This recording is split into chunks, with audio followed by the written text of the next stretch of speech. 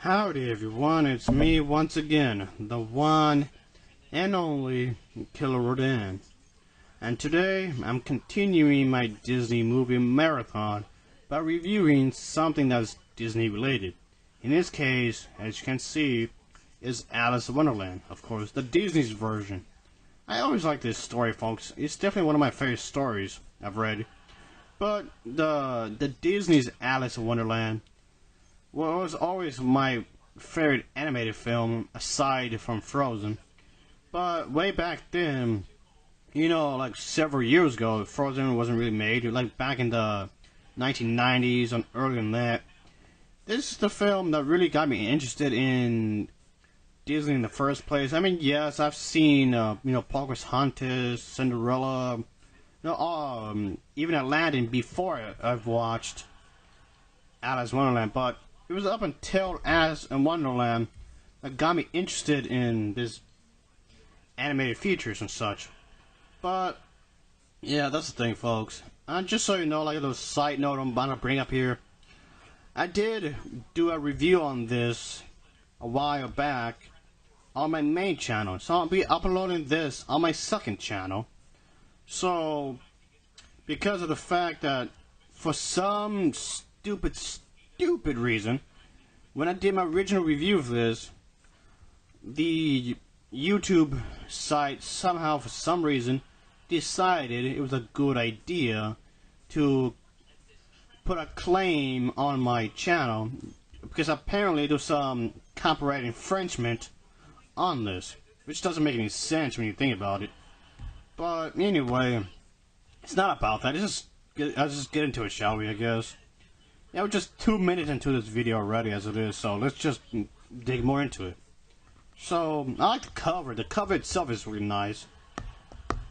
And yes, it's a hardcover, folks. It really is a hardcover. I like the roses in the background. There's Alice right here. That's pretty cool. So, I'll unopen this right here. And one thing I always found really weird is that whenever I do read a book, there always seems to be like a blank piece of paper. I'm like, I never understood that. If someone could explain that to me, that'd be nice. But why is there always, like, a blank piece of paper whenever I read a book? That's weird. Here's Alice again falling through the hole. And even in the background, there's just like little designs, which I thought was pretty cool, folks. So I like the lettering, and then I look how these logos on there. So here we go. So I guess what is the company that printed this book, I guess, right here, the publishing company. And okay.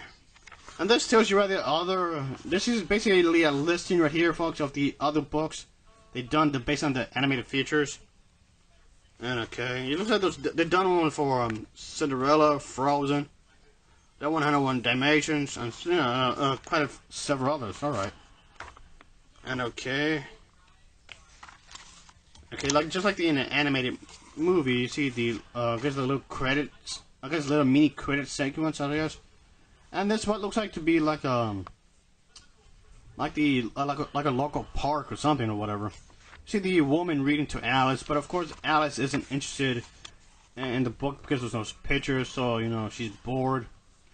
And I guess it will make sense. She is a young woman after all. I never got her age. I think from what I heard, Alice is supposed to be 14 or something. If she is, I guess she'd be like in the, I don't know. Some people say she's 10 or whatever, but by the looks of it, she's somewhere, I don't know, whatever. But anyway, here she is. She's bored. She's kind of bored. Anyway, like I said, she just wants to do her own thing. Everything she does, she lives on her own on this little meadow or whatnot. Little kitty comes with her. Throughout the story, the cat gets reference to. The cat never goes to her with her physically, but she does like a little song or whatever. Sees her own reflection right here, and of course something gets her curiosity because she sees the White Rabbit. The White Rabbit is really on something, and she wants to know what that is. So here's it runs away, and of course Alice wants to follow the thing, and she falls to the hole. I like the artwork in here. The artwork is basically from the movie. Even the lines of dialogue when they, when they talk, it's quite literally from the movie itself. Even though I prefer this to watch this in a movie form, but it is rather interesting to look at this in the comic book format. So, okay, I'll just stop right there because I don't want to spoil it for anyone that hasn't seen the movie or read the book. Even though if anybody that's actually watching this, there's a good chance that you might have seen the film anyway. So you already know how this film is going to end, and how the book's going to end, because like I said, it's basically the movie in a comic book form. And but anyway, I guess this was a good read, folks. I did like it. I did like how it was done. If I have to criticize the book itself, if I have to criticize the book for anything, I kind of it's maybe the way it was presented. If you haven't noticed, let me go right here. There you go. See, there's like so many blocks with the panels. Like, there's like block. There's more like a lot of these blocks right here, and different size of blocks, or whatever. I thought that's kind of weird. No, I don't think. There's one long, except for this. Maybe that's not a block, but majority of these are just blocks, or whatever. I know, before anyone says anything, I know that sounds nitpicky, I know that sounds like really nitpicky, but just, hear me out. For an example, okay, here we go. For example, you see, this is a Grim Reaper's Alice in Wonderland, which was basically this was basically the sequel. This series right here, folks, it has like another series of books as well. This was basically a sequel to Alice in Wonderland, just done in a comic book form. So yeah, they do attempt to expand on the lore of Wonder Woman. Just like what they do with, I said Wonder Woman because I know Wonder Woman has her own comic book series. I know Wonder Woman has her own movie. Yeah, the Wonder Woman movie has its own lore as well, but so what I'm saying here is that it doesn't come off too strange that, the certain movies would have expanded universes in comic book form. So they basically would do the same exact thing in comic book format. So that's nothing new there. And let me see here. Hell, they even did the same thing with Blood the Last Vampire. They're trying to expand the lore in comic book form. So again, this kind of thing isn't new, folks. And so yeah, that's the thing, folks. I do think that's a good thing, I guess you would say, folks. Yes, sir.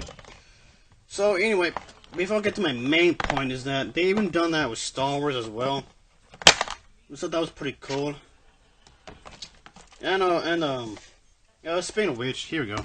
See, even Star Wars will have their own, expanded universe in comic book form, which I thought was pretty cool. Star Wars Rebellion. But anyway, my main complaint, like I was saying a moment ago, is that, folks, is that I don't like how they formatted some of the panels. Really, I thought it was kind of lazy. I'm using it as an example because it has something to do with the the story. Just look how these panels are set up. See how this one's set up right here, or like how this one's set up. They got creative with the setup. There's the White Rabbit. There's one whole page here. See, like how these panels are shaped. This is supposed to be Alice, folks. The young Alice right here, folks. That's supposed to be her right there. And see, she meets up and she goes to Wonderland or whatever. Just look how these panels are set up. And look how this is set up. The same. This is supposed to be the exact count from the movie, by the way. So just look how all this is set up. Oh, the walrus from the film or whatever. Just look how all this is set up right here, folks. You know how this is structured, and I think compared to how this is set up, like I said, I just kind of feel like it was like a missed opportunity in some ways, if you ask me. But in some ways, I think could have been better if this was a sequel, just like these books were. Maybe this could have been a sequel instead, just basically having it the same movie, and just in a comic book. But anyway, I guess that's my little criticism towards it. I guess in some ways I do feel like it was like a wasted opportunity. But anyway, I'm only really buying this because of the fact that it has something to do with Alice, the Disney's version. And if you're one of those people that really want to collect some stuff for Alice in Wonderland, and you just want to collect a whole bunch of mess, that's just basically anything for Alice in Wonderland, regardless if it's the Disney's version or whatever, I suggest getting it. You could always get it for you. At least keep it for your collection. You can always do that, folks.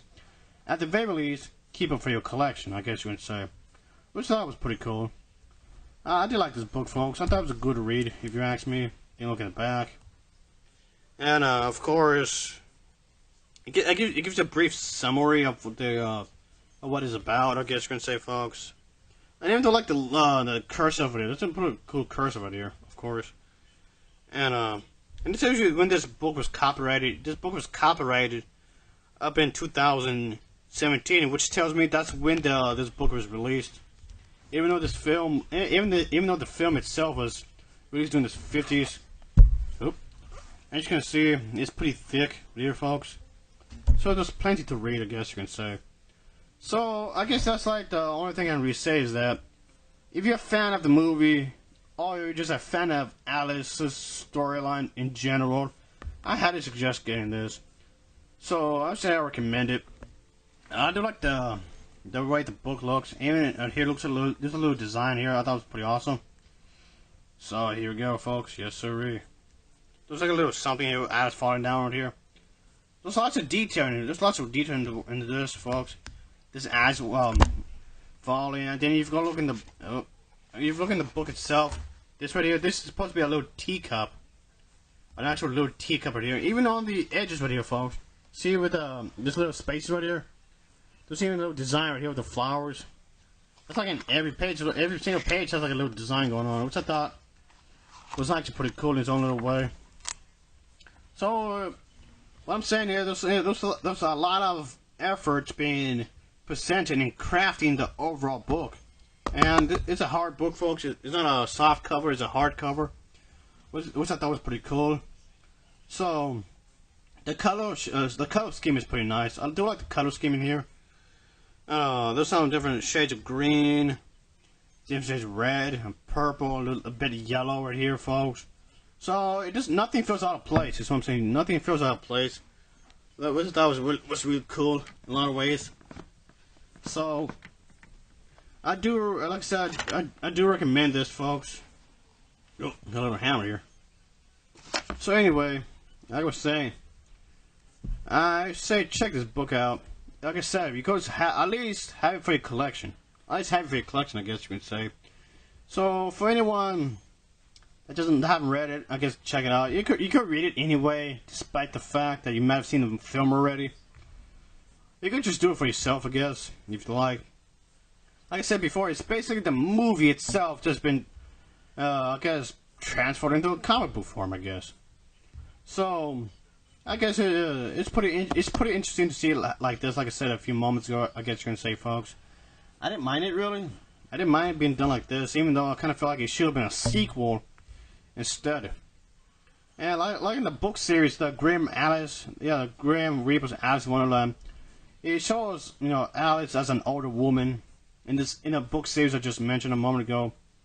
The other comic book series I just saw a moment ago with the Alice in Wonderland, the Grim Reapers, I've actually reviewed that a while back. And those reviews are on my second channel, just so you know. When I reviewed some of these book series, I haven't reviewed all of them yet, but I did review quite a few of these books of this, which like I said, is basically supposed to be the sequel to the animated version. I did review some of these books already, as it is, a while back, and I did upload these reviews for this on my second channel, just so everyone know. But anyway, that's like another reason as to why I wanted to review this book, is because of that as well, folks.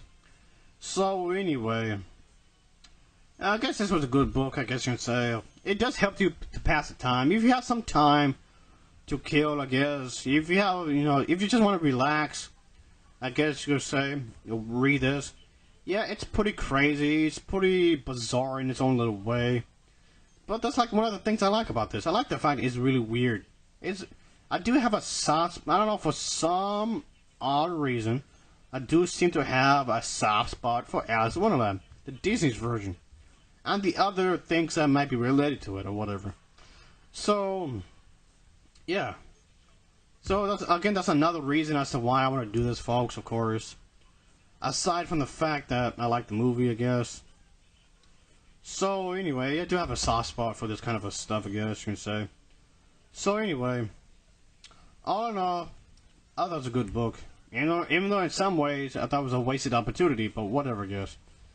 So anyway, I would say the comic book version, it'll get an overall rating of a 6.3 out of 10. It gets a 6.3 out of 10 from me, folks. Of course, as always, thanks for watching, and take care. Until next time, oh yeah.